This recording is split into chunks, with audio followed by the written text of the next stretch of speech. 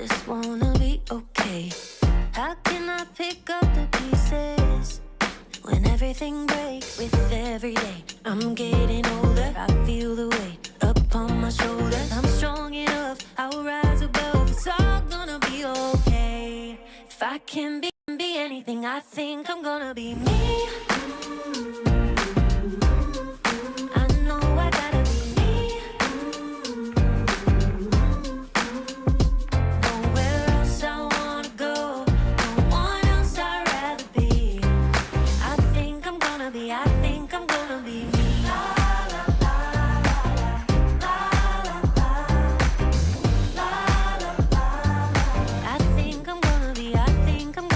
me. Everything's changing, just trying to navigate. Oh, I keep on believing I'm gonna find my way with every day. I'm getting older, I feel the weight upon my shoulders. I'm strong enough, I'll rise above. It's all gonna be okay. If I can be anything, I think I'm gonna be me. I know I gotta be me. Nowhere else I wanna go, no one else I'd rather be. I think I'm gonna be me. I'm gonna be me.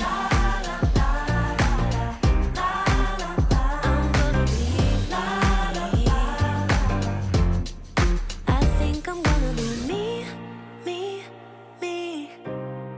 I know I gotta be me, me, me. There's nowhere else I wanna go, no one else I'd rather be. I think I'm gonna be me.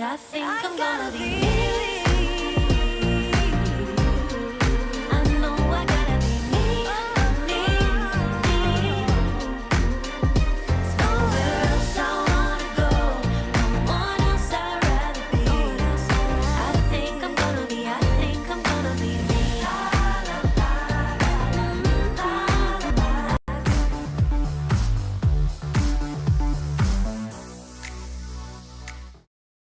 Good Wednesday to you all. What up? It's Keely Dunn, FHumpires. You're the third team, and my mic is not in the right spot. I'd just like to declare that my mic is in the incorrect spot. It's probably because it's been a little bit frantic, and you know what? I'm not gonna lie. I don't really have a great excuse other than outdoors started here in Calgary, which means that I had a first match on Monday, which we tied. We had absolutely no business being in the game because we were really short to start, and then we were short for some of the second half, and we weren't very good. But here we were, second half. Let me tell you the goal, okay? Because I'm really excited. We got awarded a 23-meter restart that I didn't think we really deserved, but look, I'm not here to argue with umpires. So from my center D position, I'm like, okay, I'll take this one because I'm ready to go. Grab the ball, and I had pre-scanned, which is something I'm trying to teach a lot of the gals that I'm playing with, how to pre-scan. And I had all this space to the right, and I could hear the best player of the opposing team was saying, don't let her go left, don't let her go left. And there I was, and I'm like, I'm going that way. So I just dragged and I started dribbling. I got my 5 meters. I hit the ball, and then I hit it sort of a little bit of a slant cross into the left post. And Christina picked it up on the reception. Christina playing with pneumonia, by the way.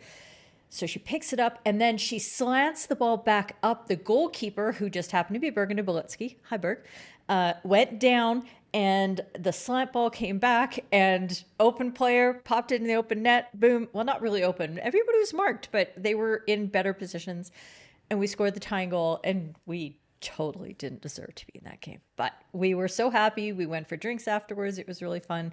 I'm glad I told you that whole story.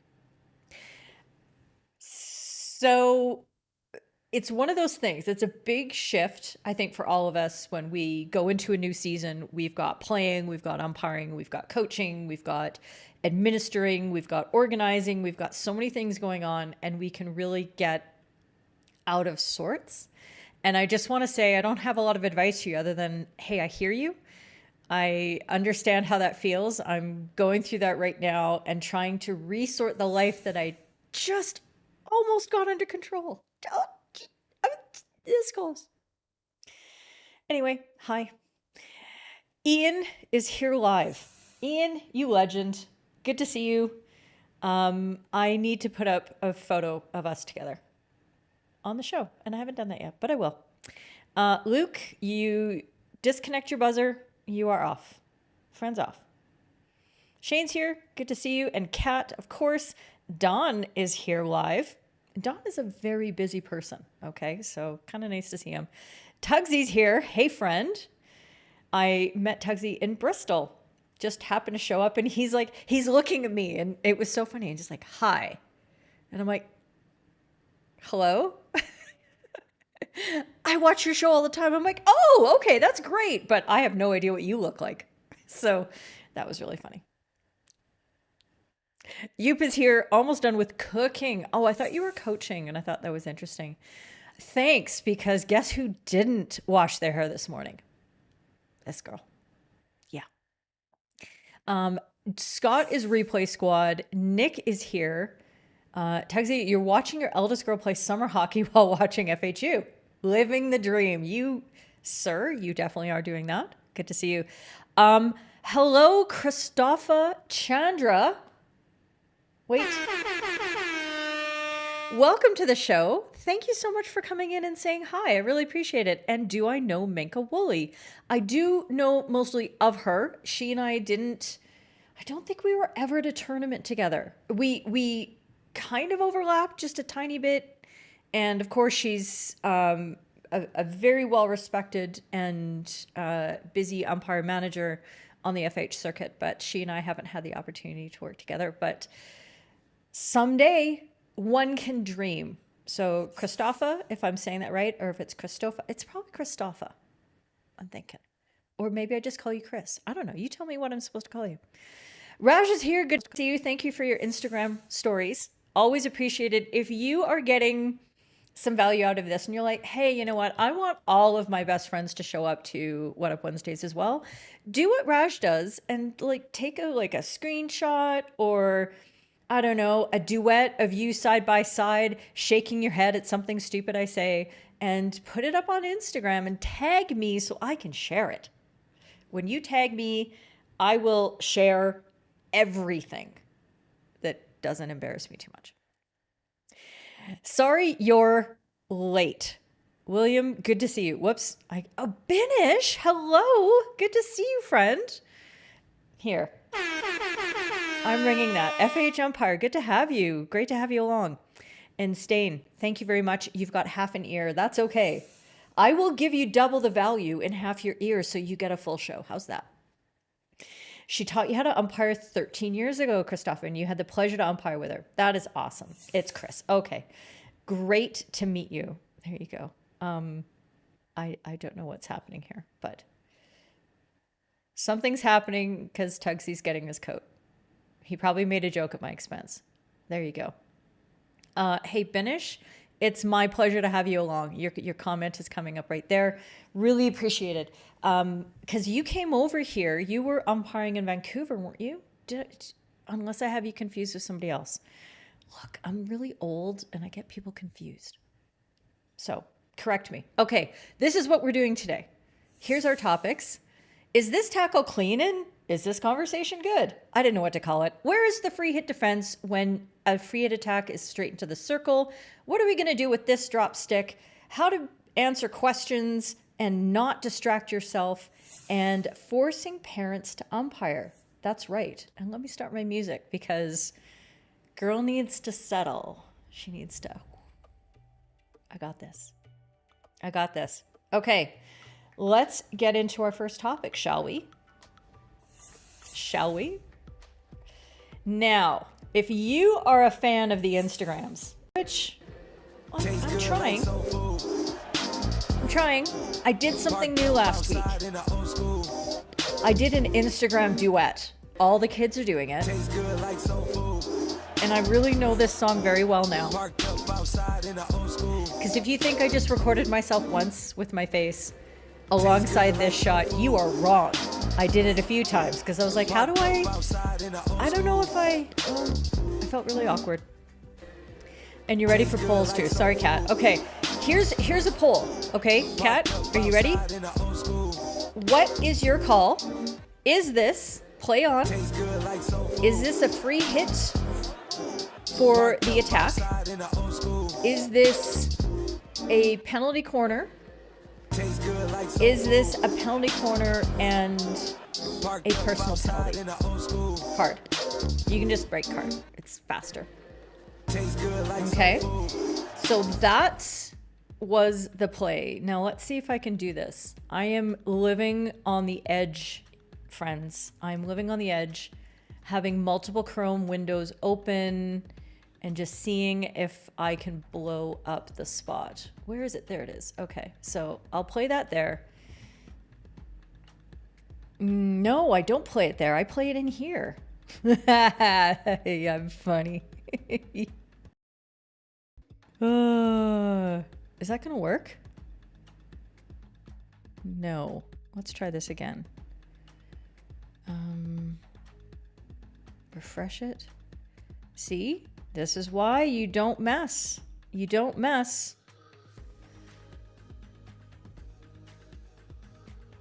Okay, I think I can fix this. I didn't realize the widget wouldn't actually play the whole thing. Let's see if that works. There, okay. So I don't want to look at my own face doing this, especially because there was a shadow. I don't know what was in front of me, but there was a shadow, and I think it was Ben thought I had spilt something on my shirt. I'm like, look, I'm not a monster. So this was interesting, and I don't often react to Instagram posts, but I thought, you know what, I'm going to give this one a shot and do it the newfangled way the kids do, because I think there's value in having a conversation around this, and it's not really about the call. You know me, I'm like, let's be tricky about it. The decision isn't really the important thing here. And the important thing is also not about whether the umpire missed this or not. Okay, I really, that is not what I want to get into here. And I made sure on my Instagram post when I bring it up that I wanted people to understand. And when I bring up the description here, here I'm saying, feedback please, but keep it positive. This is a no drag zone. You all know my jam. You all know this here in this show, because if anybody ever steps out of line, I get right on in their face. Like, you know that. But I wanted to make sure that people in the Instagram land understood the approach that I'm going to take. But I was worried this was a risk. Okay, because that's not very common. People are used to social media being a very reactive, let's shout and get polarized and do all that kind of thing kind of place. And I didn't want that to happen here. So for me, it was a chance to take, but I wanted to see whether we could actually have a good dialogue about this decision. But I also couldn't ignore the fact that it is kind of, you know, this was my reaction when I saw it. It was my honest reaction. I was like, what? And what am I missing? What am I not seeing? And the important thing is to ask the questions. What am I not seeing? So I asked questions of the folks to see what they had to say. So let's see what you have. And I really want this to stop. So I am going to reorganize this scene just a little bit. And I'm going to drag this into the scene on top so that I don't have to look at my face anymore. There we go. This is enough. This is enough, friends. Okay. Oh, it was true. That's great, Binish. Very nice to meet you. Okay, so the Merigliano family. The Merigliano family. Very warm welcome. And if you've been here before, I don't care. Your name's awesome. The Merigliano family says corner and yellow card. Don, Rotterdam is in the attack here, by the way. Yeah, I hope I said that right. Because what this is this is a chasing defender who's coming back into the play and retrieving the ball as Rotterdam is the team in white is attacking that circle. Okay, so hopefully I said that right. And that's why I sure didn't say free hit defense is an option, did I? This is not ever going to be a blue ball. Can we just saying. Okay. Where are we at? Rachel, from the given angle, very fair comment. Good to point out, PC and a card. I'm living on the edge. Hi, Stefan. That's okay. You don't ever apologize for being late. I'm just glad you're here. Just come in and start telling me things. Jenny wants... Okay, and Binish is also with a PC and a personal penalty. Controlling umpire's angle would be great, as from this angle it looks like a PC. Well, the controlling umpire's angle might be great. I don't see them in the replay, and I really did try to get the original footage. I don't like looking at a vertical sliver of video and then trying to make a determination about anything, because there's always more information, right? I wish we could have seen that. We don't have it. But I don't see the umpire out at a 45-degree angle behind the play, as far as I'm concerned. Old school European J-hook, if we could see the umpire in the picture out at that 45-degree angle, too late. Okay? That's not good enough. Hopefully, what we have is an umpire who's deep and they're close to their happy place, they're close to their end line, and they have an interior angle on this play. I think given how many defenders are back there, this doesn't look like a fast break situation, but I've been wrong in the past, so I think that's probably where the umpire is. But there don't seem to be many other attackers in advance of this, so I'm not sure where else a read of the play could have been. Like, where else is this ball going to go except to that? You know, so your angle in terms of understanding what's the most important decision I'm about to make? Where do I have to position myself so I can see it? I'm thinking that they should have had a good angle, but we don't know because we can't see them. Okay. These hoofed class umpires aren't crazy people. Thank you for clarifying. I didn't think they were. You'd want to know why they let play on. Maybe it looked much different from their angle. Yes.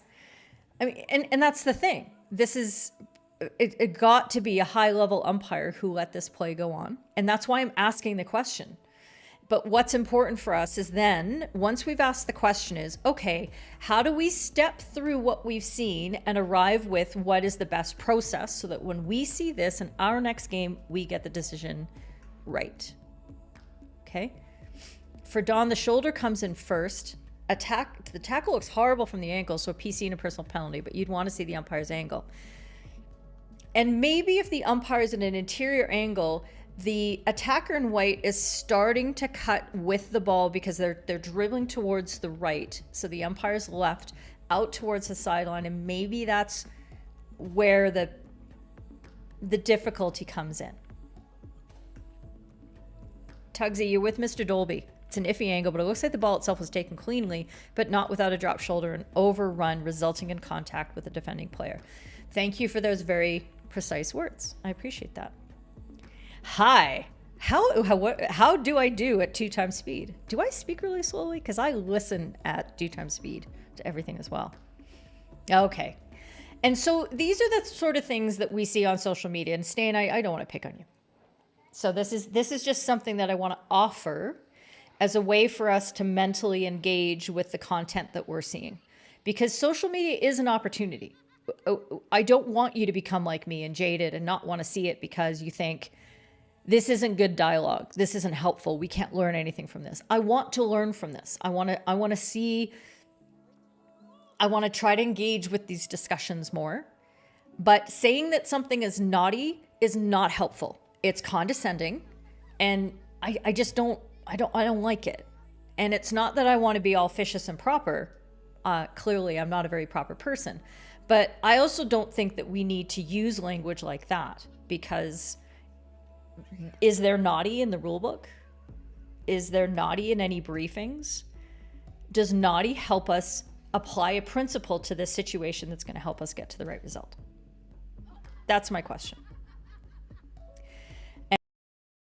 Okay, so for all of you who are pitching out yellow cards, and this was very common in the Instagram comments, and in fact, a lot of people just were like, most people didn't even notice it should have been a penalty corner.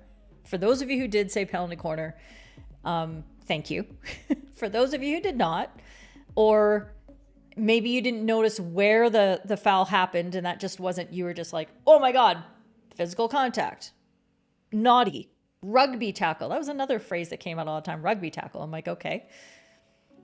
Rugby, ice hockey, American football, roller derby.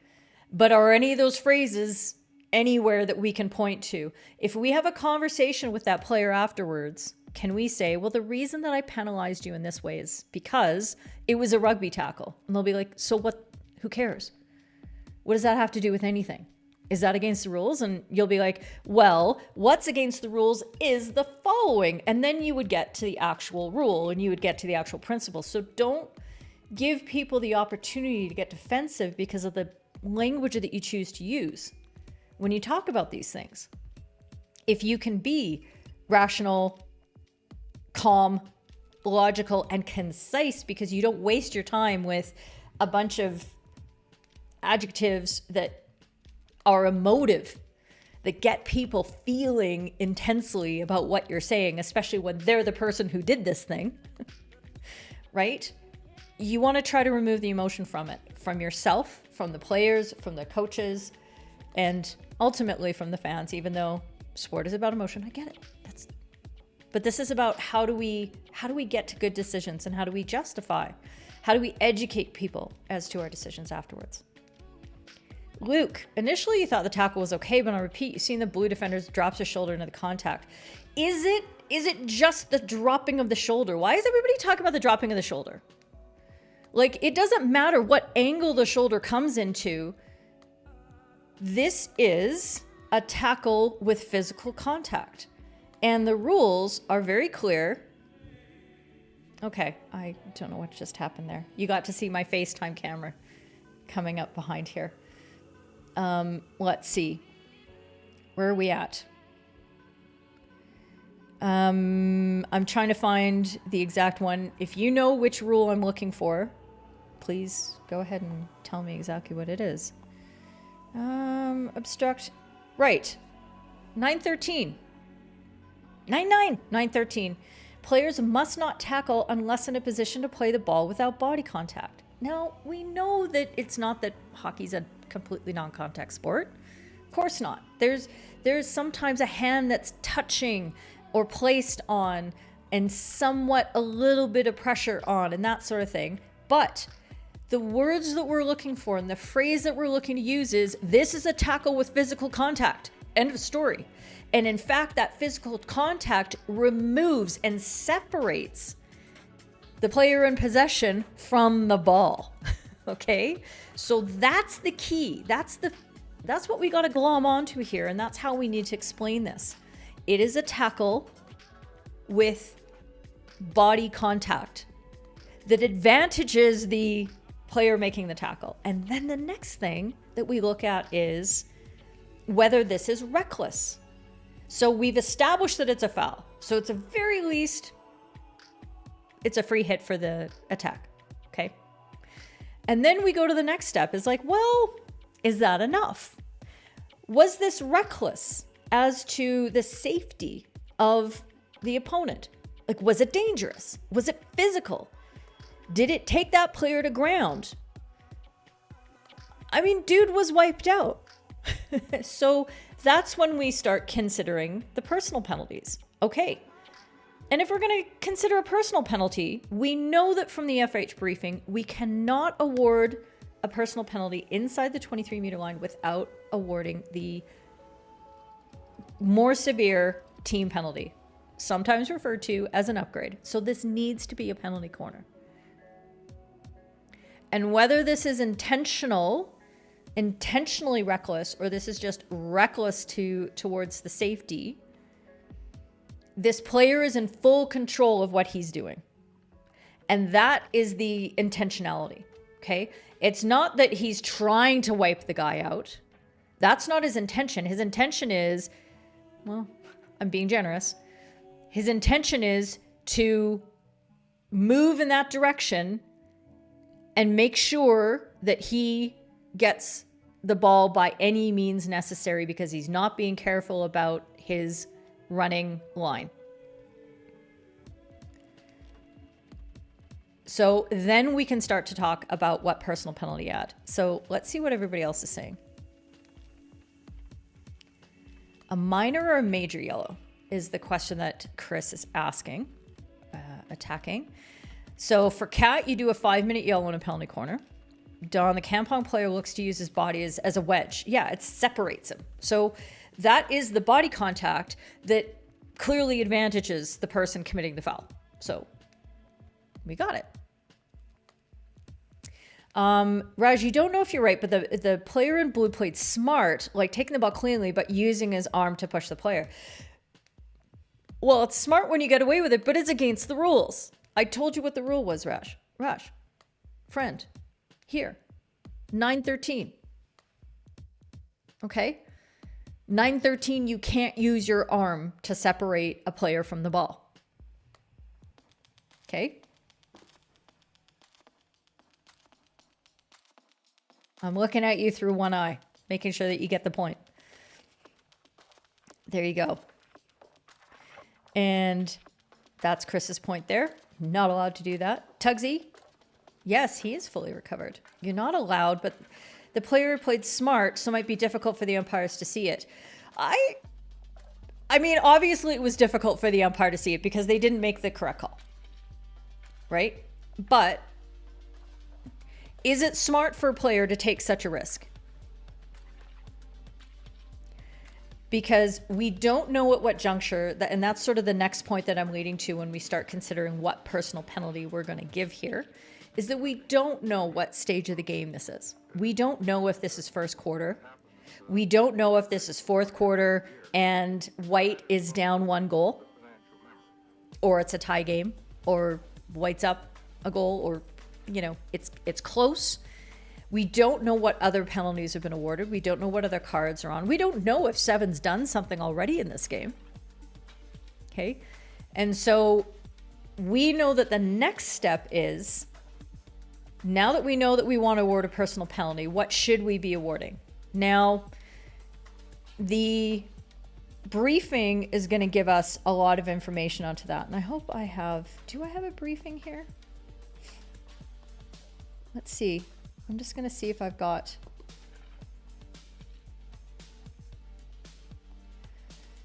Not quite there. Is it here? I know I've got it somewhere.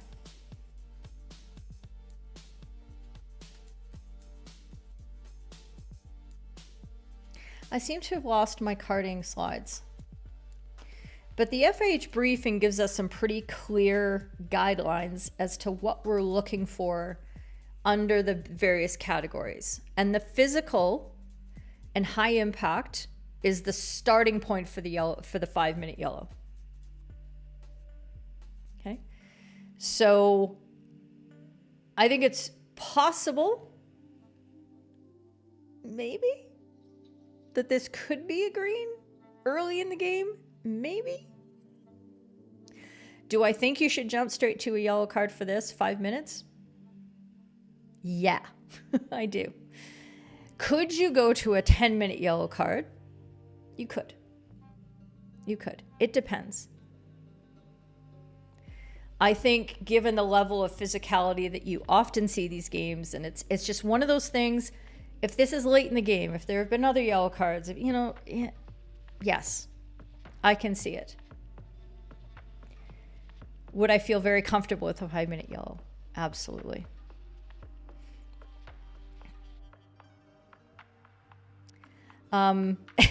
Okay, Stain, you're on a deadline. I get it. But this is the thing, right? I will grant that exception, but I want everybody to understand where I'm at. I get really, like, our job is so hard. And players and coaches don't like us already. Do we need to antagonize everybody by using words like naughty step and stuff like that? I don't like it. I'm a player. I play now. And if somebody says you're going to the naughty step, I'm going where? By the way, in my first game, it was maybe 5 minutes in.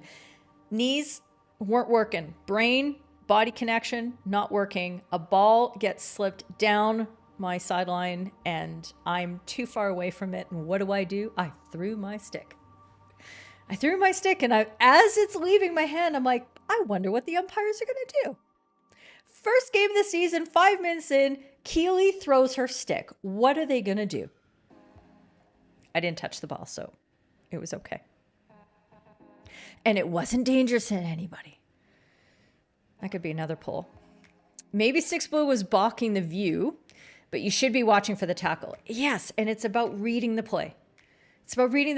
If you can't see 7 coming, like, look at that pace. If that guy isn't getting your attention as an umpire, you're not watching the right part of the game. You should be anticipating, whoa, what is he going to be able to do?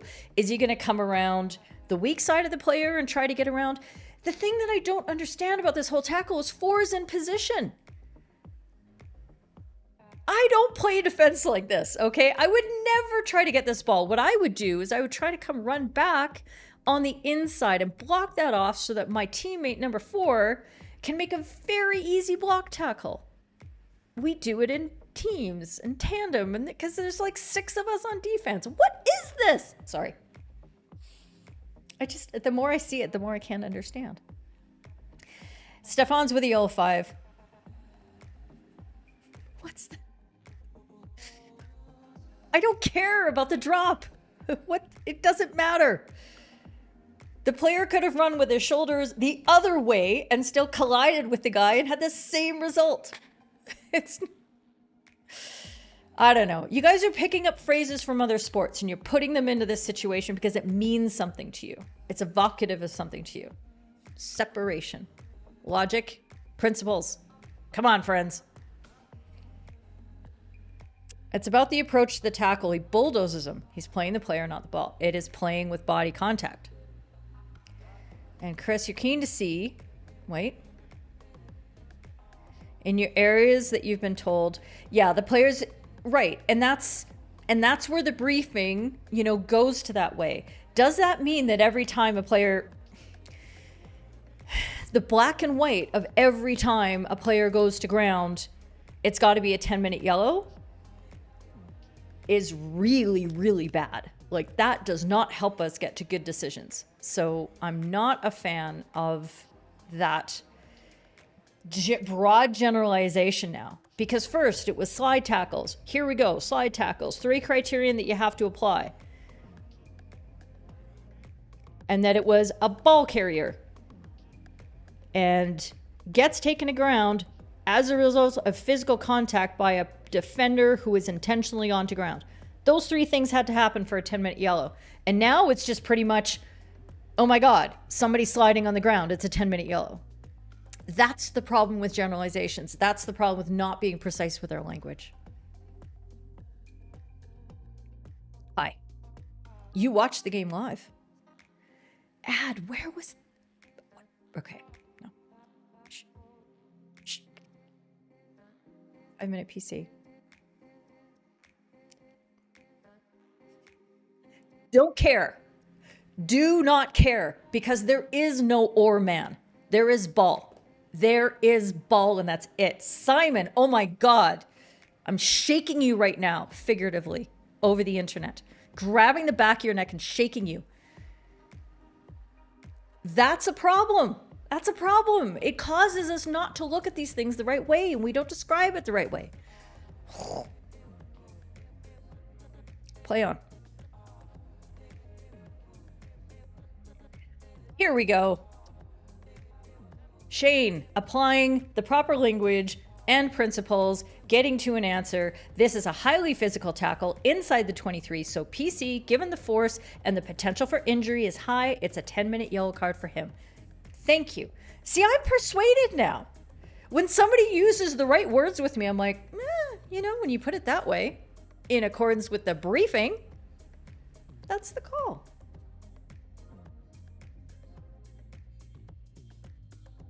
And Shane, if the controlling umpire calls a 5-minute yellow and supporting thinks it's a 10-minute, do they have a conversation to agree? Maybe. Do you really feel like it needs to be overruled? If this is a play on and I'm the supporting umpire, I am I am carding this anyway. And I'm on the radio saying, what do you think we have to do now that I've carded a player inside your 23?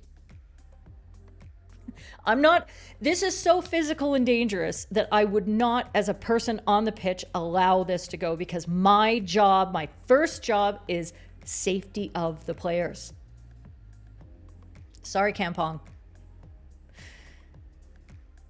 And sorry to my colleague. And if you don't like that, we're going to have a conversation afterwards about our egos and about what's important in the game. Does this count as a rant? Me ranting at you? Yes. Does everything I've been saying count as a rant? Probably. But I'm afraid to hit my buttons because that's what broke things last week. So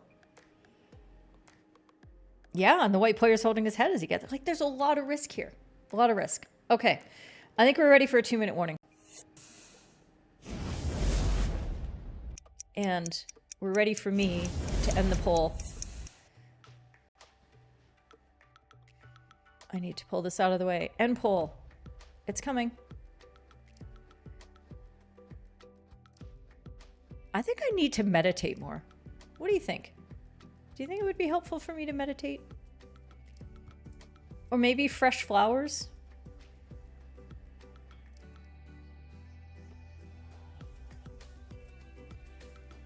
Or, I don't know. What else should I do to be more calm? Ideas in the chat, please. Okay, so 82% of you went with the PC and personal penalty. Thank you. Free to attack for 8% of you. Do we need to have a conversation? PC only for 5%. At least it's something. And for 2% of you,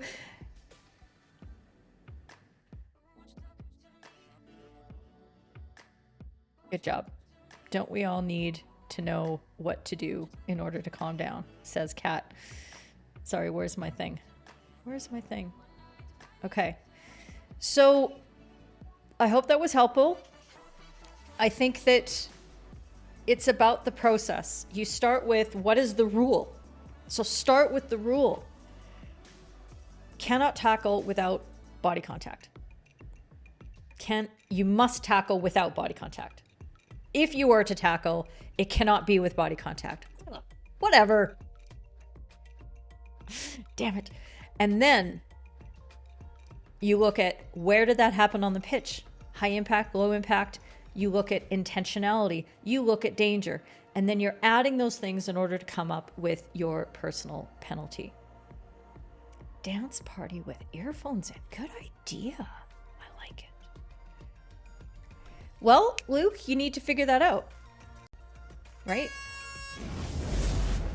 As do I.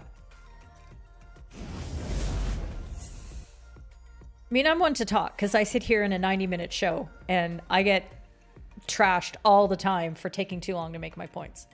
But I'm not just making my point. I'm trying to work through your points as well. So I hope that's my excuse. That's my excuse, and I'm sticking to it. I do want to hear your input, and I want to work with your ideas and work with your languaging and respond to the good stuff that's happening. So it takes me longer. Caffeine. Maybe that's my problem. I need more rosé. You're right, Jams. That's the...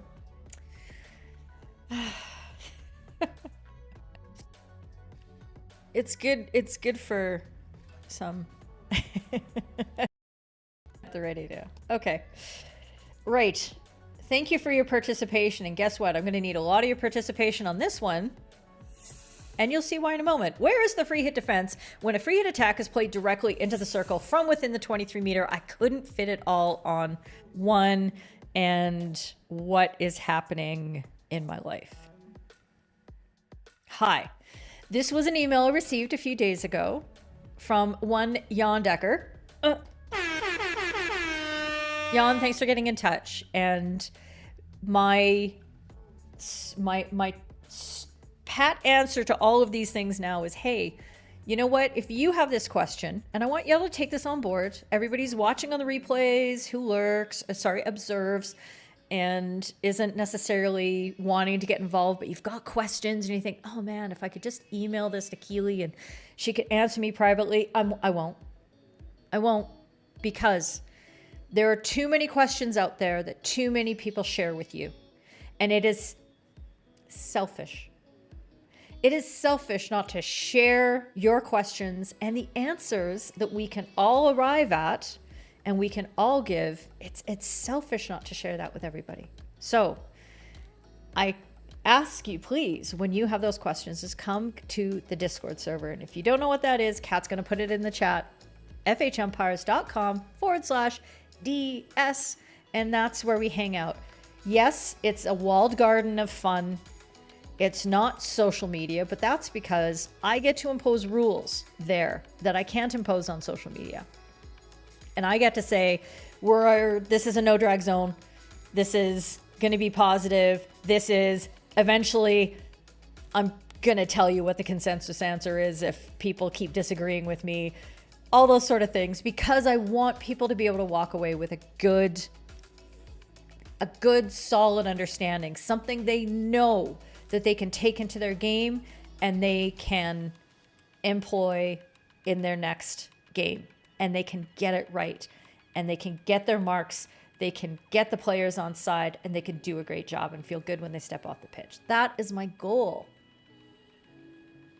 So, maybe or two. I really need an emoji for rosé. You're right, because it's just a red wine. That's not fair. So you check this somewhere this week because it's something that happened in your game. To be honest, it might be guidance from the KNHB, but what you found, it's where the ball entered the circle or anywhere inside the circle, he says. Okay. That's the answer that Yoop is giving, and he's sticking to it. So let's get your feedback. So what Jan is asking is that because a free hit that's played directly into the circle by the attack from within the 23 only becomes an infringement at the point at which it enters the circle, should that not be where the ball is taken from? Okay. The Mirigliano family says it's taken from where the ball is played.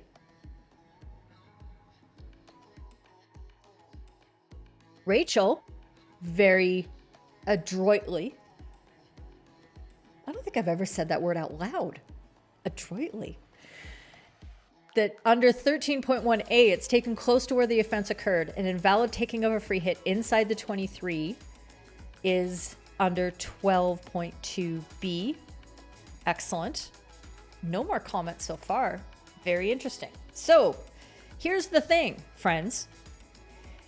When this rule was first brought into play, and I looked for it, I tried to find old briefings that I would have had that would have set out what a phrase that as an old umpire, I heard and I read and I saw and I abided by, which is that the location of the free hit is from where the free hit was incorrectly executed.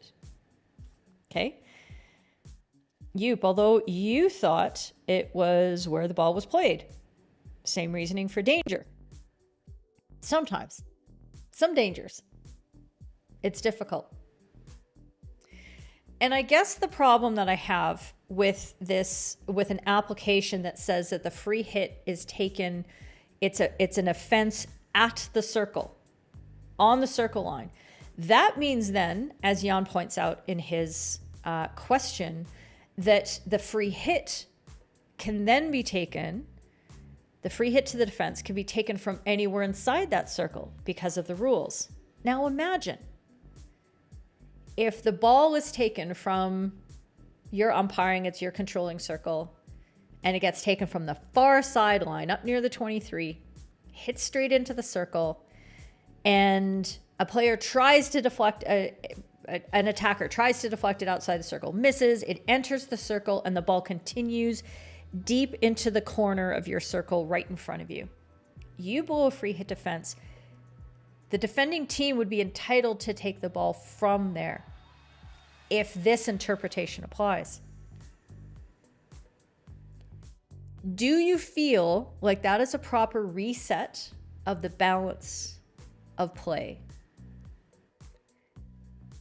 Or does that award a really significant out of proportion advantage to the defending team to be able to take the ball there?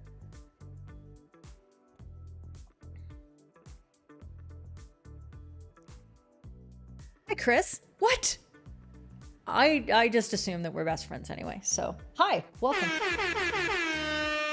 Great last name, sir. And you never know, maybe we do have some relation way back in the day because my family's from England, and if you're from England, well, there you go. And 13.1a, it's taken close to where the offense occurred, and valid taking of the free hit inside the 23. That's the languaging that I grew up with on this rule. But I can't find that where the free hit was incorrectly executed in the right place. And the UK interpretation is play it where the free hit was from. This is also the international interpretation. Okay. Now, if a team takes it from the near the circle edge or the circle edge where it entered, and nobody is disadvantaged, nobody, thanks, Kat. Sorry, I didn't instruct a poll here. Nobody is going to be completely shocked, because the one thing that we're not looking for at any level of play is to unnecessarily interrupt the flow, right? But what we also don't want to do is to give teams the opportunity to gain an undue advantage from an intersection of some technicality of the rule that really doesn't exist. Now think of it this way. When a foul is awarded inside the circle against the attacking team, and the defending team can take that foul from anywhere inside the circle, at least the thing that went wrong is what happened inside the circle. At the most, it's going to be 15 meters away. That could be, can somebody math my math for me? What if it's in that top corner between the 23 and the sideline, and then it gets sent straight into you? Like, what are we dealing with there? Oops, that was a little jarring. Okay, that is a really big difference between where the thing went wrong and where the subsequent free hit to correct that thing that went wrong, that was done incorrectly, is taken from. I don't like it. My hockey gut says, nope.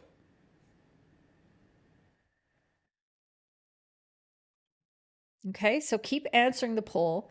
I'm just going to scan through. Everything's wrong. I'm going to scan through and just take a candor at the rules that Rachel pointed out here and make sure that we're in the right place. Okay. And that the location of the free hit is a free hit is taken close to where the offense occurred. And the location must be more precise inside the 23-meter area, says the guidance. Okay. And close to means within playing distance of where the offense occurred and with no significant advantage gained. Now, usually we're applying that in a slightly different way, but we've got to consider it here too, don't we? Okay. Let's see. 5 meters, everybody's got to be 5 meters at sub C, and Sub F, from a free hit awarded to the attack within 23, the ball must not be played into the circle until it has traveled at least 5 meters. Not necessarily in a single direction, blah, blah, blah. Alternatively, after a defending player has touched the ball, it can be played into the circle by any other player, including the player who took the free hit. Okay. So there's nothing there. And so it's a valid question to ask.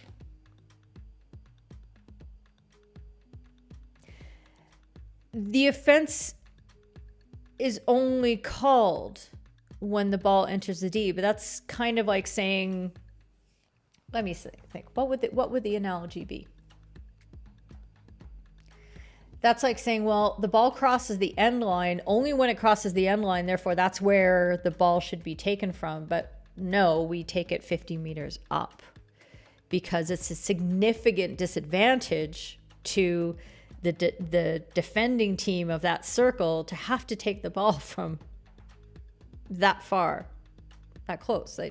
They get a 15-meter buffer zone just because otherwise, can you imagine if we changed the rules like that? And the end line was like a sideline?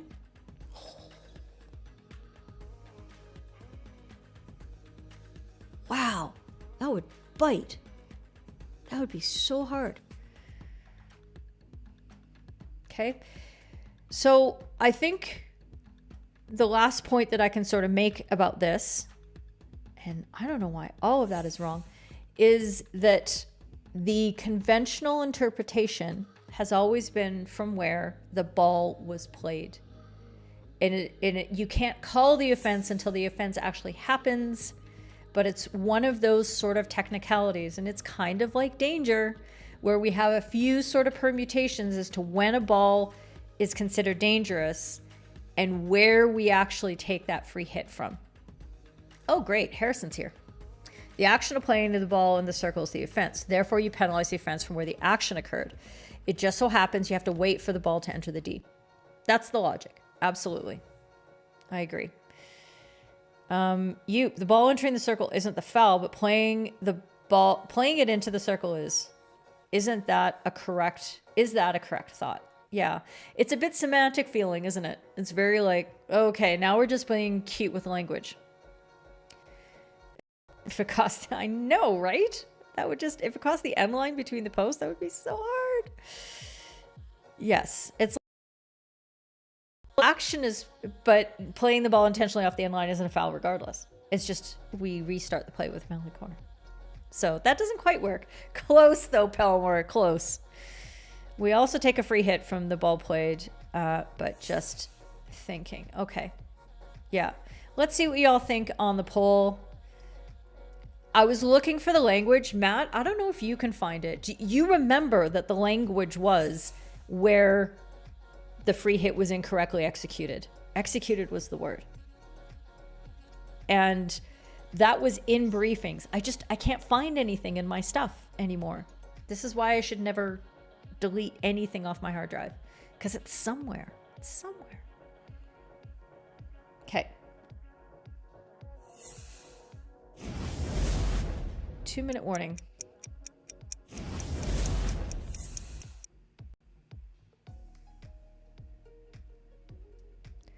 Let's see what's going on. There's the result.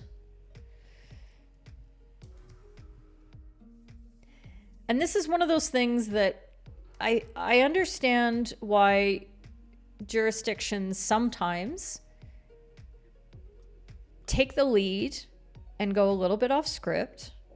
But the danger is that, just like with anything, generating a consensus and considering the existing consensus and why things are done the way they are can have a lot of merit as well, instead of just getting technical with the rules. So 83% of you are with the should be taken where the free hit was from, and 16% of you at the edge or anywhere inside the circle. This is a tough one, and only 18 of you voted. Sad face. I need more votes. But thank you for participating. Let me just see if there's any more comments on that, and then we'll go from that. You do, yeah. Okay. go search your Dropbox. Let me know. We will follow up with this. If anybody out there in the internet lands happens to find this, please get in touch, because I think it's, yeah, I think it would be valuable to have that nailed down so we can tell people in the Netherlands they're wrong. I'm just kidding. Oh, and we need more likes as well. What? Do I have to play my graphic? There it is. Please do. Okay, here's our next topic. What do we do with this drop stick? You can tell I was really scrambling for titles. See how the umpires deal with this one. It's always really enthralling, that contest. That Charlie's 50-50 foreshadowing of contest. that was just something else. No, well, he can't run it. Nurse has got to go and pick his stick up. Yeah. You can't follow him and expect to get the penalty corner. Okay, check out the replay. This is GB Australia this weekend at some point. Okay, so the free hit is awarded. I'd be interested in hearing which way. And here's some poll options for you, Kat. Is this just a free hit to the attack? Is this a penalty corner? See, this is confusing because there's a whole bunch of different aspects, but let's just go free hit attack, penalty corner and a card. Play on. Let's see what happens. Okay.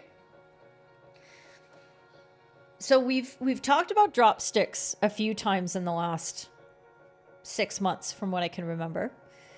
And there's often confusion. And maybe I foreshadowed it by telling the story about how I threw my stick in my game. Stain, you can call me naughty on that one. No, you can't. That was deliberate and cynical. And it was something that I would have been appropriately penalized for, I sure hope. But we've talked about the drop stick because there's a difference under the rules between a dropped stick and a thrown stick. Is there not?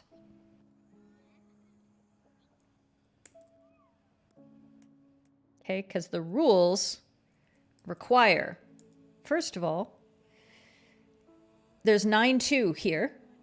9-2. 9-2. Sorry, I don't have my iPad set up. The players on the field must hold their stick and not use it in the dangerous way. Okay. And then we go to 9-14, 15, 16. I was close. I just have to keep counting up. Players must not throw any object or piece of equipment onto the field at the ball or another player, umpire, or person. Okay. So if the stick is not thrown, it is not an offense to drop your stick. It would be an offense to continue to play without your stick. How you play without your stick would have to be something like you're interfering with the progress of play by grabbing onto a player's shirt, by running them off the line of the ball, by taking away space and cutting off a passing lane, something like that. Let's see. Spirit of the game, free hit or play on. Okay. Stefan, could card the attacker be an option? No, because it's not a penalty to try to manufacture an offense, and it wasn't particularly dangerous. It was just like, just imagine if that guy had decided to go not where he had to stop the ball and take another free hit, but he could have, I don't know, gone straight forward or used a space that was more open. Instead, he wanted to try to generate something, and that's just his own. Right? Yes! 2011. Okay, where are you going to send it? Because I'll go back and I'll put it back up in this broadcast. Thank you very much. Chris, you would replay the free hit. The GBR player tried to get out of the way, but the Australia player ran direct towards him, probably trying to get the PC. Okay. So that's good feedback here. So there's an initial obstruction or player playing after he dropped the stick, but it happened pretty fast. He's stumbling, he's tripping. Like, you're not going to be like, oh, you terrible human, you just broke down the play. Like, he's falling down as this. It looks like it's just an obstruction. Maybe it touches his knee. Okay. And then he's clearly trying to get up and get out of the way. And actually the ball goes off his foot in that moment. Okay. So the attacker dribbles at the defender and plays it off his foot. I love this. Do you know how many times I thought that Dutch players were yelling at me that a shot was happening, but shoot is Dutch for foot, and I was very confused. Okay. So there is a follow-up offense on this, because it hits the player's right foot there. You can see the change of the direction of the ball. The direction, it flicks away to a different camera angle right at that moment. But Luke, resetting the free hit makes the most sense to you. The defender is simply trying to get a stick back and not trying to actively appear with play.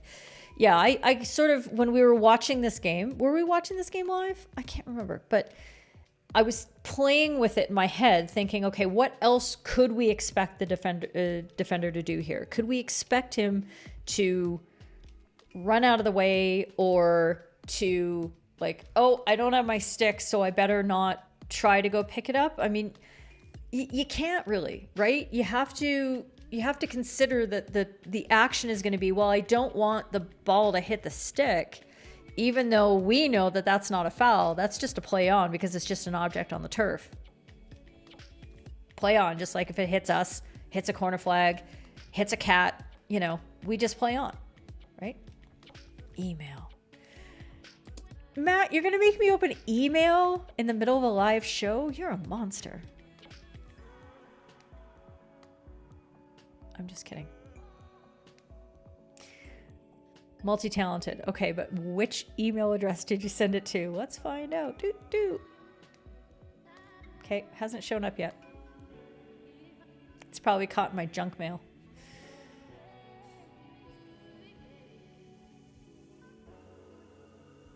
It's not there yet. Okay, let's see. Let's see. Chris. Good question coming up here, Chris. Once I can actually bring it up on the screen. Can we confirm it's a play on if he dribbles the ball onto the stick, onto the floor? Looks like he was going to do that too. Yes, he was going for that. And you're absolutely right, Chris. It would have been a play on. Okay, that's very important to know.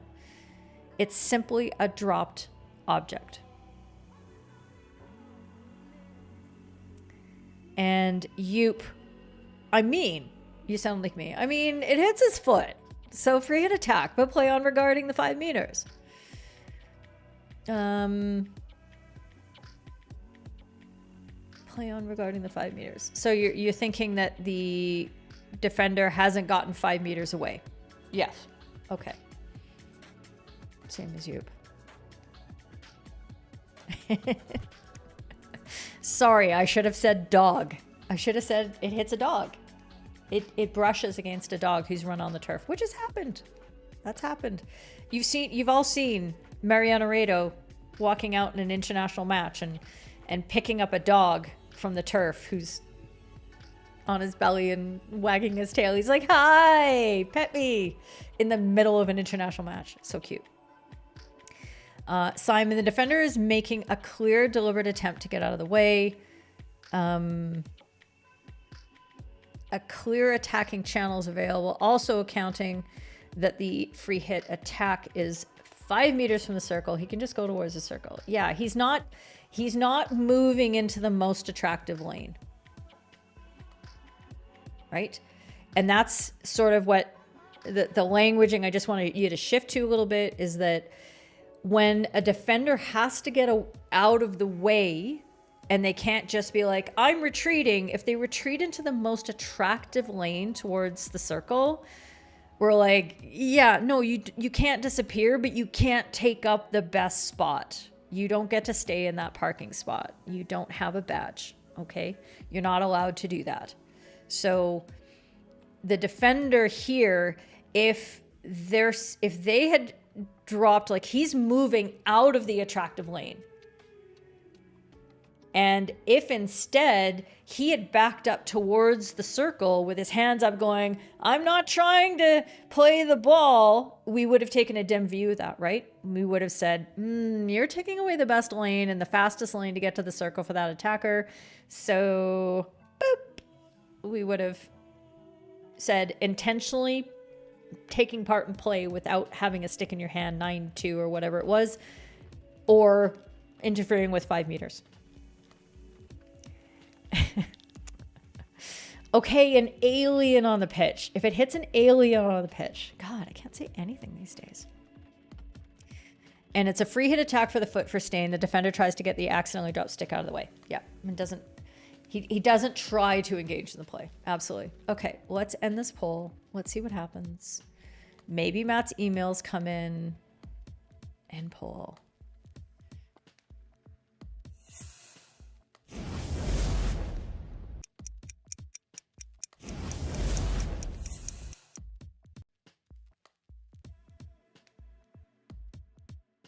You shouldn't open up email in the middle of a live show because all of a sudden you're like, oh my God, there's so many things. Matt from AutoGPT just sent me an email. I don't think that's the one I'm looking for. Oh, there it is. Yeah, 2011 briefing. Oh, sorry, poll. Squirrel. Wait, I have it. Squirrel!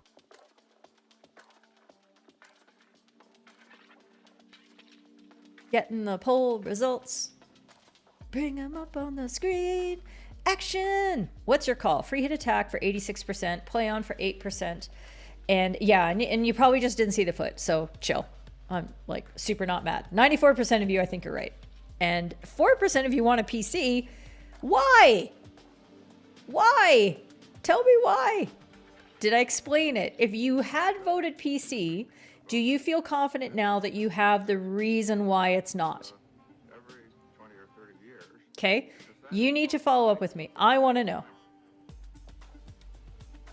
Okay. Because I don't want you to feel like you're wrong in that. Okay. And let me just bring up this.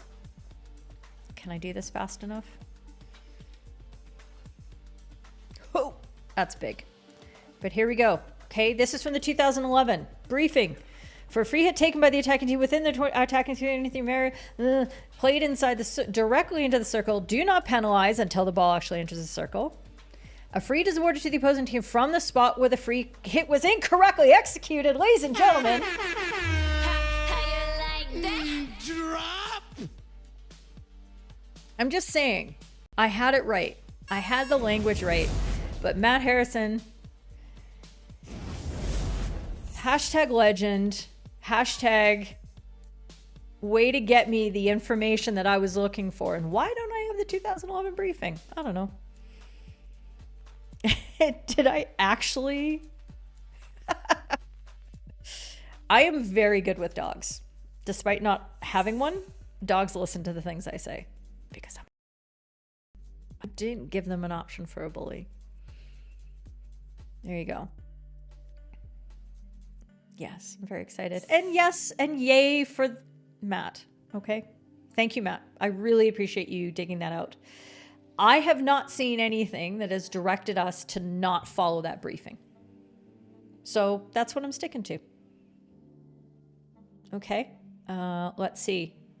You know, it's, and this is the fun thing though, is that as I'm thinking through this and I'm trying to find the evidence to back up my assumption, because how many times do I get mad at you guys for answering questions or asking them without actually looking at the rules or looking at the briefing? I do it all the time. I'm like, hey, look at the words. And I was literally going off not looking at the words, and that's wrong. And I don't like it. And I said, am I just going to be one of those old umpires who says, well, that's the way we always did it. And that's the wording that I remember and blah, blah, blah. And am I wrong? So it's really important to me not to fall into that trap. So big ups, big props. How you like that? I'm just hitting buttons. Okay. Oh, no, no, no. No, no, no, no, no. We don't. No, no. No, we have to nip that one in the bud. Because that's not going to go well for any of us. From the 2010 briefing after the mandatory experiment was brought into the main rules. Yeah. So this is what happens. We change the rules, okay, and we shift something up, and then we say we have instructions that we use in guidance and briefings, and you know, assholes like me on the internet who tell you what language you should be using and how you should be thinking about these problems. And then it becomes incorporated into our common sense, our culture, our generalized understanding. And then somebody comes along and questions that, and we're like, oh, well, that's just the way we do it. It doesn't mean it's wrong, but there's a tension there that there's nuance that I want you to appreciate, that we have to appreciate that people can sometimes ask questions that are good to ask, and challenging our own assumptions is valid and it's valuable. Okay? That's all I'm trying to say. Well, I won't say it again. Okay. Chris, can I do a video regarding the difference between explaining your decisions to players and over-engaging? Oh my God, Chris. Hi, welcome to our next topic. Welcome to our next topic. No, that's the wrong. Superbly executed. Strong. Oh, what happened? I know I fixed this. Okay. Okay. Look, I am so committed to fixing this that I'm going to do it on the fly. Options. And I want... Wait. I want preview mode. Okay. I can't believe I didn't fix it. But here. I'm going to do it.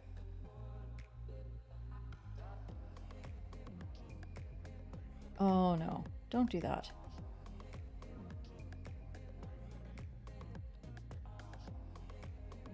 And then I'm going to do this. Just work with me here. Work with me. Okay.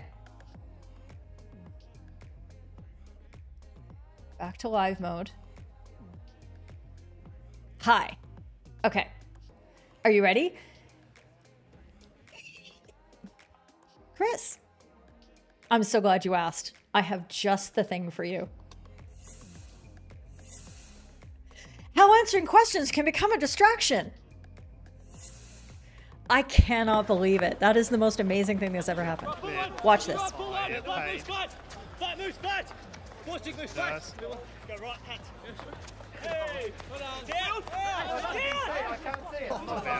off. Well, you play the whistle. Hey, relax. If I don't see it, I'm not blowing it. Simple. See where he is stood. So I hope you heard all of that. And if you didn't, that's cool. But what happened in that segment is that there was a big save, and like, it was really cool because I hope he doesn't mind me saying this, but I did have a conversation with Steve after this game, because I know he watches. So if you're watching this on replay, Steve, hi, glad you're here. And we had a conversation about this segment because I was like, hey, dope game and stuff like that. And he kind of brought it up himself, or maybe I brought it up to him, and I said, so there was that time at band camp. Do you remember in the second quarter when the ball went off the sideline? Because when I was watching this game, I was watching this in a watch party. This particular moment, a sideline ball that was missed turned into the next 4 minutes, got a little hairy down in Garrett's end. And I always look for reasons why. Why did something happen? And then we can really pare this one down here on Chris's point about over-engaging. And what happens here is that the ball goes off the sideline. And Steve's just at an angle where he doesn't see it. He doesn't see it properly. He's just made a whole bunch of really tough little tiny decisions. He's got players, you know, right there sort of talking to him. But what happens right after this, watch carefully, is that Shipperley gets the ball there and he gets completely broken down. Now, if Steve is not distracted by answering the questions of like 13 Australian players who are demanding answers from him in that moment, he's going to peg that because that's what he does. That's what he's very, very good at. Okay, so I've pointed this out. I did a segment last week, and if you weren't here to watch it, I did a segment on changing your mindset in management and why getting those first instances are so important. That's one that Steve would have carded any day of the week. And when we talked about it, he's like, yeah, you're right. I see that. And it was a sharing moment. It wasn't a critiquing moment. I want to make this clear. And I wanted to tell him about it because I was like, yeah, I'm going to show it on the show. Are you cool? And he's like, yeah, sure. So thank you, Steve, for being open and, you know, letting me sort of point all this out. So yeah, was it a nice save? I'm not sure, but there you go. Yeah, an amazing coincidence. So I'm just going to play the video again. I want you to really focus in on what you hear from the umpire in this moment. Hey,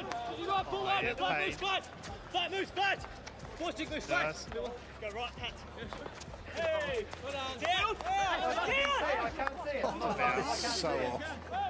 Well, you play the whistle. Hey, relax. I can't see it. I can't see it. Hey, relax. I'm not going to call what I can't see. So he's engaging with the players and misses that big call. So this is something that I coach quite a bit because there's a fine line between responding to the players and not just ignoring them and seeming like, don't challenge me. And picking a moment where it's not the right time to answer. And our natural tendency in these moments is to be defensive. And we want to explain to players, we want to engage with them, and we want to give them the answers that they're seeking. Because sometimes they're really, really, really wrong. And it's hard not to answer back and to challenge. But the biggest problem, not just that it'll distract you from seeing what happens next, because your mind is in the past. You are rehearsing that moment in your mind. If you're any good as an umpire, and I'm sure all of you are in this boat, is when you miss something like that, you've got 4 players around you going, umps, it's off, what are you doing? And you're like, how did I miss that? What happened? I didn't see it. You're playing it back in your head. So you're not just explaining, but you're also revisiting the decision visually in your head. You're putting a lot of brain power into processing something you can't do shit all about. It's already happened. And instead, what we need to be focusing on all the time is reading ahead. What's going to happen next? Oh, this player is going to be running out of a tightly packed area in the bottom corner, and he's got a bunch of space in front of him. Might he get broken down here? Right? It's anticipating what's going to happen next, preparing yourself. If that happens, what am I going to do? I'm going to give a green card for that. It's a low impact breakdown and it's early in the game and blah, blah, blah. I've got all these things. So if that happens, oh, there it is. Off he goes, right? That is the mindset of a proactive, anticipating umpire. And if you engage in conversations with players for too long, if you give them lengthy explanations, I mean, some of us with the English language are like, blah, blah, blah, blah, blah, blah. All you have to say is once, didn't see it, right? If you have to answer in that moment, think about how being more concise, if you do reply, will set you up for better reading and anticipation and more accurate calls in the game afterwards.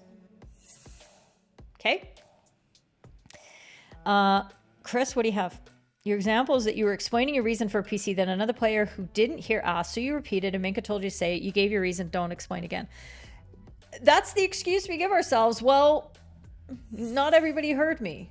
Well, maybe don't waste an opportunity to speak to more than one player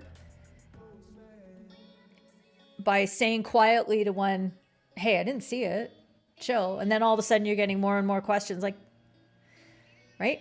And that's another reason why we need to be more proactive about engaging with captains, because it's their responsibility to get the information to everybody anyway. If it's a big decision, you go to the captain and you're like, hey, explain this. This is why I made that decision. The stick was dropped. It wasn't thrown. So it's just a free hit. And the captain's like, okay. And then other players start yelling and you're like, go to that person. That dude. Okay. Is that over-engaging? It depends. It depends on the moment, Chris. So if you're in the middle of a play and you are needing to be proactive, definitely over-engaging. If you have a minute, it might be okay. If you, as you said, you've called a PC, you have a little bit of downtime, but do you? Because what you need to be doing in that moment is assessing how much time has ticked by. Are they getting their masks? Do I have an attacker who's edging into the circle from my blind side here? What's happening with the game clock? Are the defenders lining up properly? Does the goalkeeper, are they starting to fart around with their equipment? Like, you have a lot of things to think about in that moment. And explaining decisions repeatedly may take you away from some very important management tasks that you have in that moment. So, you know, Minka's not on the pitch with you, so she doesn't know necessarily everything that players have been asking you. One of the things I love about listening in on radios when I'm coaching umpires is if the radios are good enough, I can hear all the individual questions and I know when an umpire is over engaging and when they just have to just say, I've already answered. We're done. We're done. Okay. So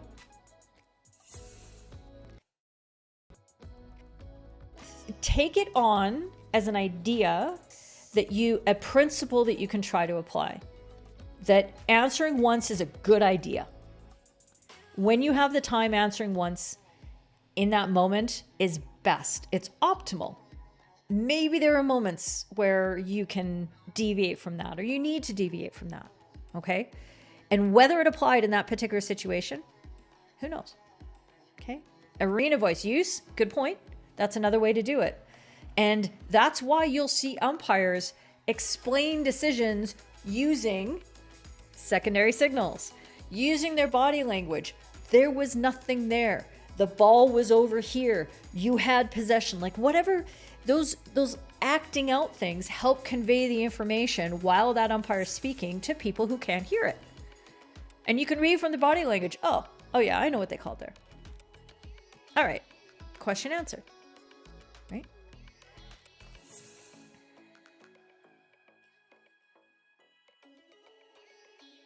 Yeah, it's situational, as Don's saying. So there you go. Stefan, at your game on Sunday, the umpire called a PC and later thought that he should, and later that he thought he should have. Maybe you shouldn't have? Okay. As he set up, he came over to the defense team to say he blew it too late and you all heard him. One way to manage it. Okay. Sure. Sorry. I don't understand all the words, but that's probably good. Okay. Let's get to the last thing that I wanted to talk about with 4 minutes left on the clock. Let's see if this scene set up properly. I don't know if it is, friends. I'm nervous. Forcing parents to umpire. It's on. Okay, cool. This came across. What? Hi. Don't worry. I'll fix it. Widget, camera. There we go. Just another day live streaming. So this came across my radar this weekend. I have a Google alert that picks up hockey and umpiring as search terms in the same thing. I get a lot of baseball. It's so annoying. And it doesn't matter how much I try to train it. I don't get it. But it just so happened that it alerted me to this particular story. That in New Jersey Little League, their plan to stop parents from berating umpires. Little League, okay? And I don't know exactly what the age group of Little League is, but we're talking like 12-year-olds. And parents showing up at these games for their, I don't know, home run hero, $1 million, billion-dollar athlete in the future kind of person. That parents are getting into fights and parents are yelling about decisions that are being made by plate umpires and lines people and things like that in this sport. I don't even know what the proper words are. So what this New Jersey Little League district decided to do is to force parents who get reprimanded or get pointed out for abusing officials that they have to actually step on the ball diamond park and they have to umpire, they have to officiate their, not their kids, but they have to officiate Little League games. So it's literally handing the whistle to people. They'll do so under the supervision of actually trained officials. But in order to put them in the situation and force them to have the empathy of that, this is what this district has decided to do. I'd like to hear your thoughts. I think it's an interesting idea. So if a parent or another spectator fights with an umpire, this is ABC News' wording, so I bet that's not what the rule actually says. They have to volunteer to officiate themselves for at least 3 upcoming games before they get let back in the park. So they can't come and watch their kids unless they officiate 3 games. Okay? So I'd like to hear what you think about this. Obviously, as this article is pointing out, it shows, it puts them in a position to see that it's not as easy as it looks, that making mistakes is part of it. That the actual Little League volunteers here are volunteers. So in that situation, you're not taking a job away from somebody who's getting paid, they point out. But there are some downsides.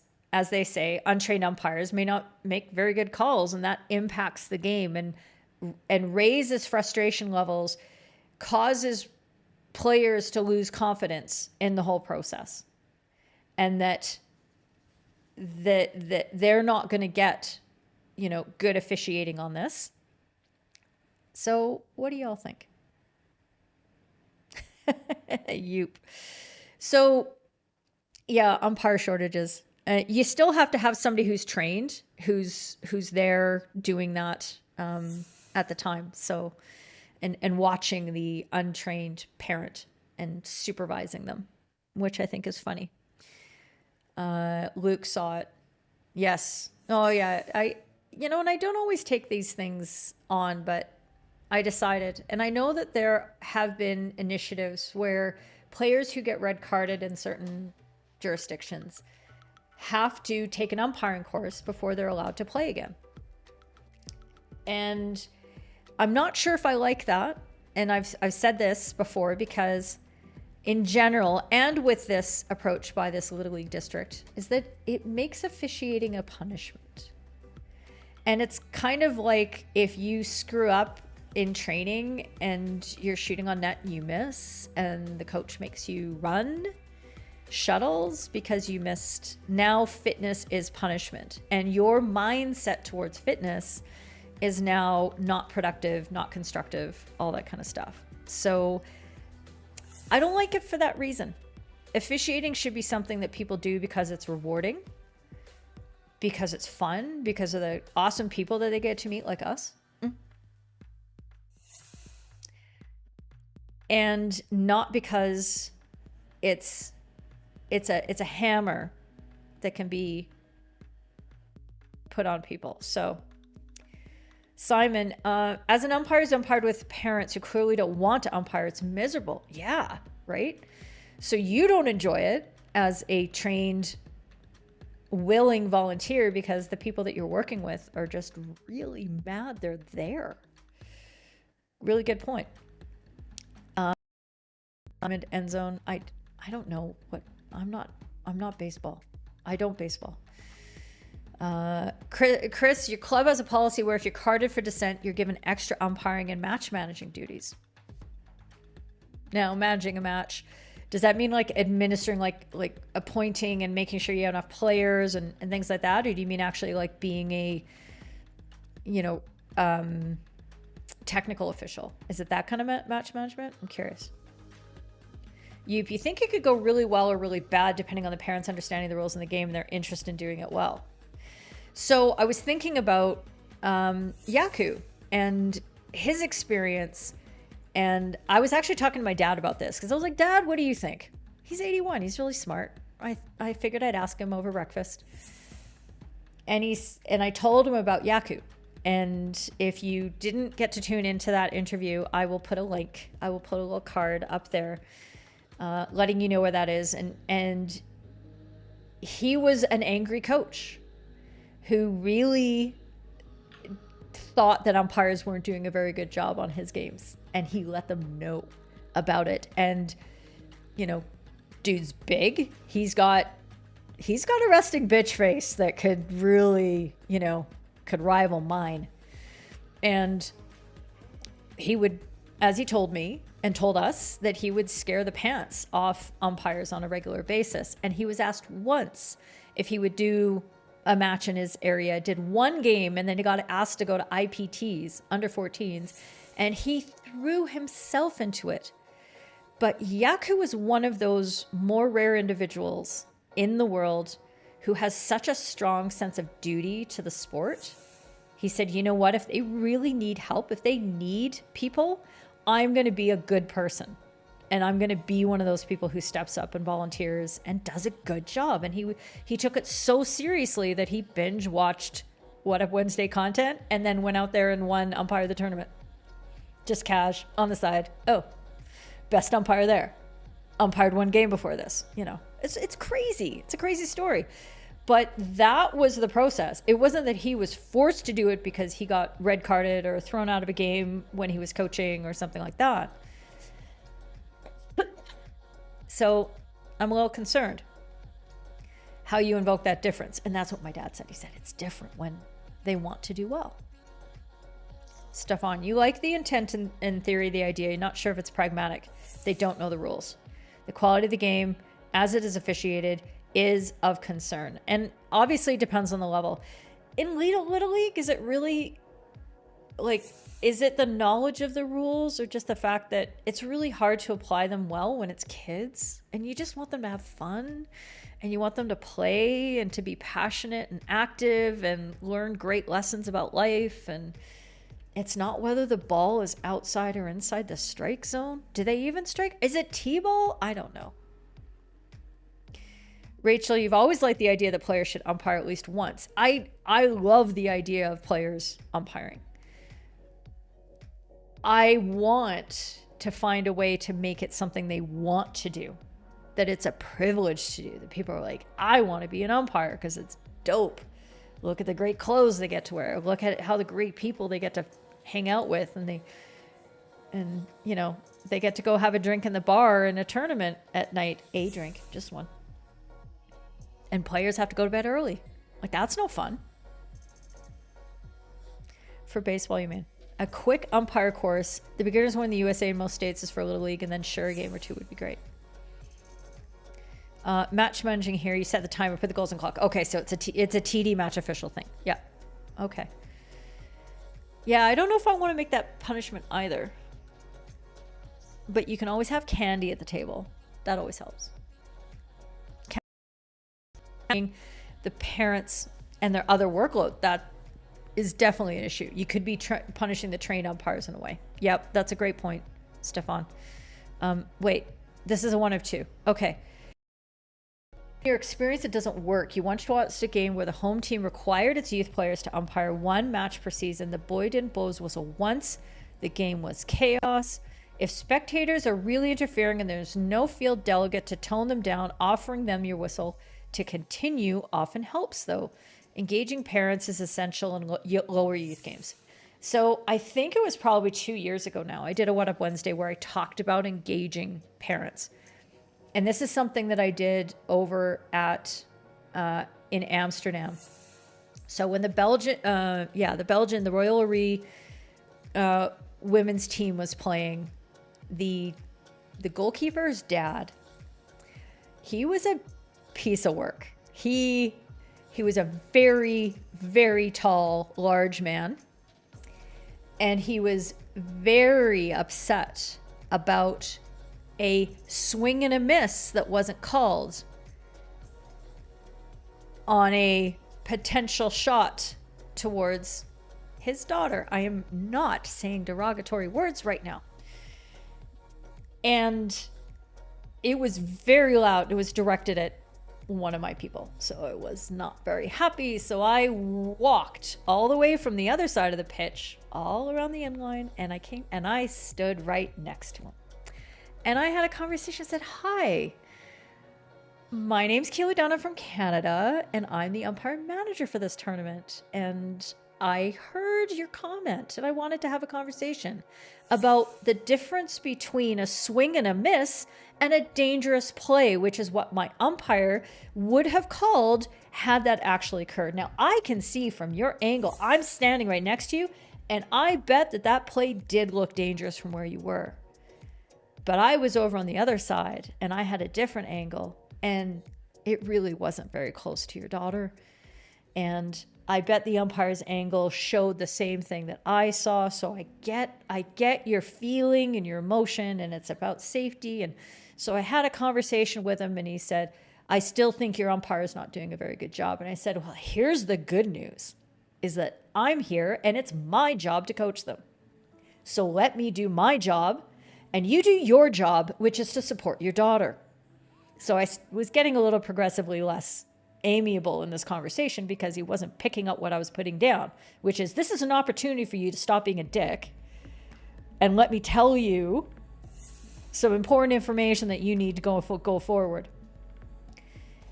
And about 20 minutes later, something else happened in the game, and he did it again. And I walked up to him again because I sort of wandered away towards the tech table, and I walked back to him and I said, "I'm going to remind you of our previous conversation. Let me do my job. You're not doing it for me." And I'm not going to say we were best friends after that. Sometimes you can't engage some people very positively, but having that engagement is important. And if that parent's daughter continues to play at higher and higher levels, these experiences can impact the way that person will act in the future. In the moment, he's emotionally engaged. He's probably just been challenged by a very short, very weird Canadian woman in a way that he's never been confronted before. And he's not going to react well in that situation. But maybe in a few years, he'll look back on it and go, "Yeah, I remember that time. I'm not going to be a dick now." Maybe. That's my story.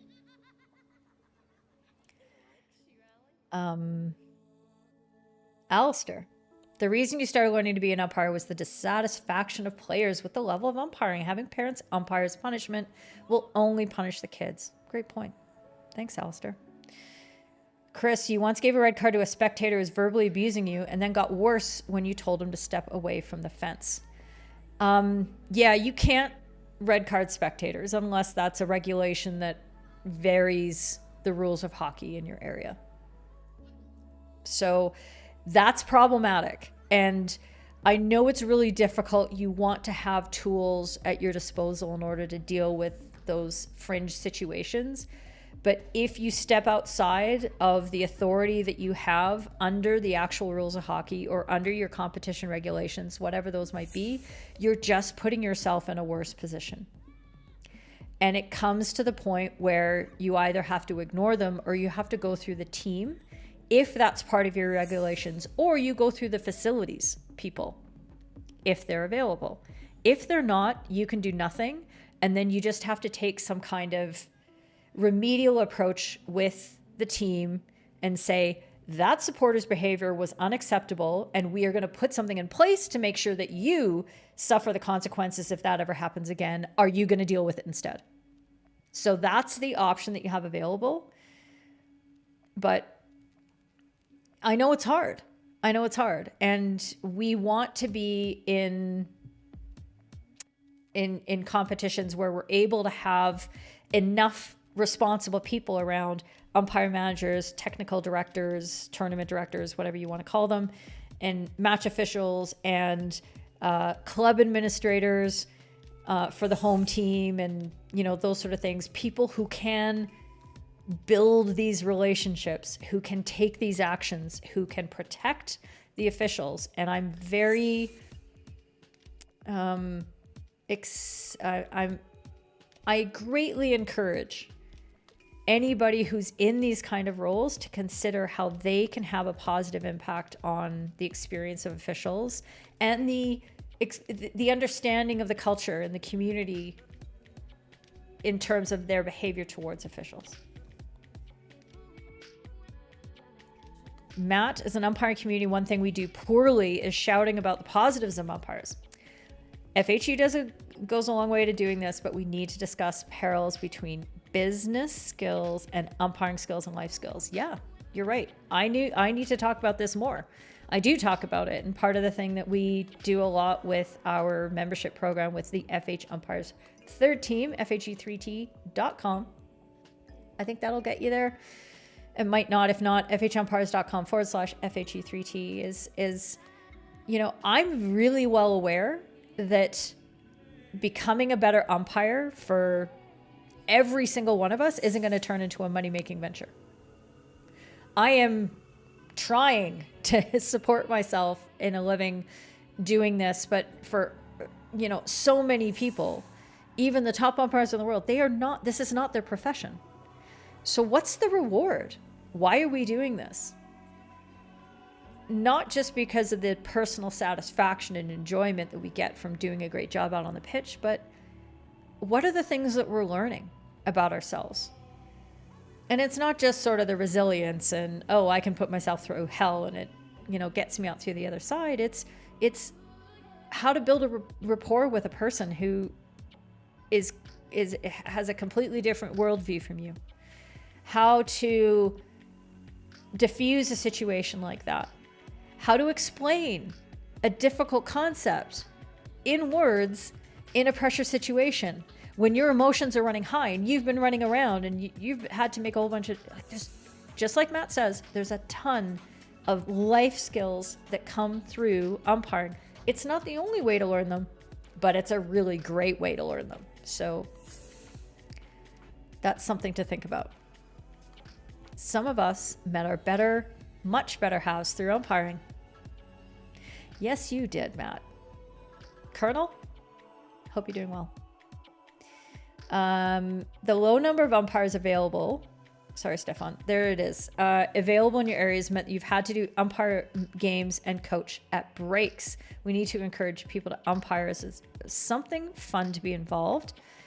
And if Montana is free, she'll umpire for you as you coach. And if parents get involved to help, that's great. One game you did both captain the other team, said you did a fair and competent job. There you go. Yeah, we know what it's like. It's very difficult. And everybody stretches themselves a little bit, right? I'm getting feedback right now as our outdoor season has started that we're very short umpires this year. And it's very difficult to avoid getting burned out and maybe overcommitting to things. Because at the end of the day, we, as people in positions of proficiency, we like that feeling. And sometimes we can get a little bit, well, nobody else is going to do it, so I better. But we don't actually keep the opening there and force somebody else to step up. So I've stepped down as the VP umpiring for my local board. I've stepped down from running my club in the same capacity that I have. I'm trying to get hands off on all the day-to-day administration. I'm not taking on extra umpiring appointments because if I do, nobody else will umpire. Because they'll be like, well, Keely's great. We want her to umpire every game. Yeah, I am fantastic, but that's going to kill me physically, mentally, emotionally, and girls got to eat. So umpiring isn't going to do it. You couldn't punish the team because it's hard who supports who. Yeah, well, if they're yelling at a particular call, it gets pretty easy to figure it out. So anyway, it's just something to consider. Okay. You're doing some games for your club in different leagues. Helps pay for your fees. That's why I got into umpiring. Dollar bills to pay my playing fees. And then I was like, oh, this isn't so bad. Hi, Matt. Welcome. You spent a long time at the pitch side with your children playing. After watching some substandard umpiring, you made the leap at umpiring. Yes, you did. How you like that? Thank you. Thank you very much. And yeah, give us a like before the stream ends. Do that thing. Simon. My substandard umpiring is more than enough to convince anybody to step up to the plate. Okay, I paraphrased what you said, Simon, but it's there. You stepped in umpiring because of the poor officials you were getting. So did I. So did I. Like, to actually step seriously, Ian Gibson said, you know, you can be better than the people who just umpired your match there. And I said, well, that wouldn't be hard. Ego? Got me right there. All you had to do was tell me that I was going to be awesome and better than the people that I was mad at. And I was like, oh, this is a good deal. Yeah, I know it's getting late, but I'm enjoying this conversation. Everybody's giving such good feedback and stuff. Simon, you try to manage your umpiring appointments around the majority of your club games that need umpires. Yeah, it's a thing. It's a thing. Stay tuned, Simon. We might be working on something that could help with this sort of juggling act. Dun, dun, dun. No pun intended. Okay, last comment from Chris, and then I'm going to cut this off because this is more than a Keely hour. Yep. Okay. Nope. You were allowing yourself to be distracted by his yelling. Okay. We need to take responsibility for what we can control, and then we deal with the impact of that behavior on the game. Okay. I am all about mindset and elevation and us working towards the best way that we can manage difficult situations. And there are going to be assholes everywhere. So they don't get to tell you what your performance is going to be. Nobody tells you if you're good or not. And then you walk out there and say, oh, I'm not very good. F that F in F. Okay? None of that. It's here. We make our choices. But what I don't like is how that behavior impacts on how the game is experienced by everybody else around. Because you know what? It's not good for the players. It makes them feel negative, uncomfortable, gets them riled up, makes them feel, threatened, especially from the other team. It reduces the enjoyment of other fans, of other players, other fans and the coaches and everybody else around. It's bad for the game. It's not about our ego.